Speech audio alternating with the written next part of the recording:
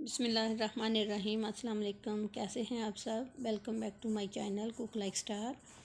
आज हम आपके साथ रेड सॉस की रेसिपी शेयर कर रहे हैं जो कि बेकिंग में ज़्यादातर यूज़ होती है, जैसे कि पिज़्ज़ा, लज़ानिया या ब्रेड रोल वगैरह में। तो चलिए आइए बनाना शुरू करते हैं।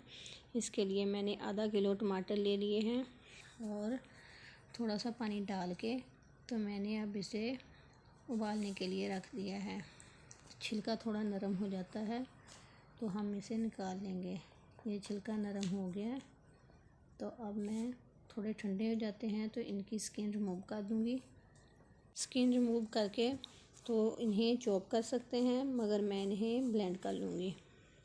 अगर टमाटो प्यूरी है तो वो डाल दें, तो इनको मैं ब्लेंड कर लूँगी। ये एक पैन ले लिया है मैंने और उसमें मैंने 2 टेबलस्पून के जितना ऑयल डाल दिया है और एक तेज़पात डाल दिया है। तेज़पात ऑप्शनल है, अगर डालना है तो डालने, वरना स्किप कर दें। और 1 टीस्पून के जितना मैंने लहसुन डाल दिया है इसमें और इसको थोड़ा सा सौते कर लेंगे। ये मेरे पास 1 अदद प्याज है ऑमलेट कटी हुई, तो ये मैंने डाल दी है। इसमें डाल के तो इसको भी हल्का सा सौते कर लेंगे। प्याज थोड़ी नरम हो जाती है तो मैं इसमें 1 टीस्पून लाल मिर्च पाउडर और 1 टीस्पून ही नमक डाल दूँगी। डाल के तो इसे 1-2 चम्मच हिला लेंगे। और ये मेरे पास काली मिर्च है 1/2 टीस्पून। अगर ये कुटी हुई डालनी है तो ये डाल दें, वरना वो साबुत वाइट डाल दें। और 1 टीस्पून मैंने शुगर डाल दी है इसमें। डाल के तो दोबारा इसे अच्छे से मिक्स कर लेंगे। अगर आपने हमारा चैनल अभी तक सब्सक्राइब नहीं किया तो प्लीज़ अभी कर लें और वीडियो को लाइक और शेयर ज़रूर करें और वीडियो एंड तक ज़रूर देखा करें। तो ज़रूरत पड़ने पे थोड़ा थोड़ा पानी इस्तेमाल कर सकते हैं। तो ये मैंने 1/2 कप के जितना इसमें पानी डाल दिया है और साथ ही मैं इसमें वो जो टमाटर अभी मैंने ब्लेंड करके रखे हुए थे वो डाल दूँगी।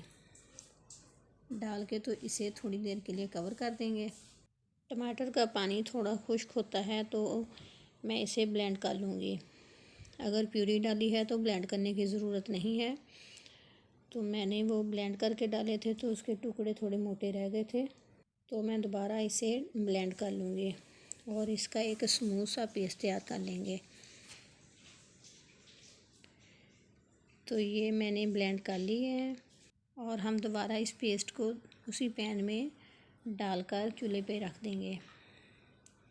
तो अब मैं इसमें डालूँगी 1 टीस्पून ऑरिगेनो, अगर मिक्स हर्ब है तो वो डाल दें, और 1/2 टीस्पून कुटी हुई लाल मिर्च और 2 टेबलस्पून केचप डाल के तो इसे अगेन मिक्स कर लेंगे।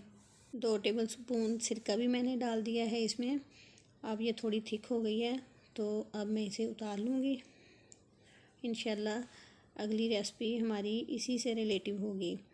तो आप लोग बनाएं, एंजॉय करें और हमें दुआ में याद रखें और वीडियो को लाइक और शेयर ज़रूर करें। चैनल को सब्सक्राइब करना मत भूलें।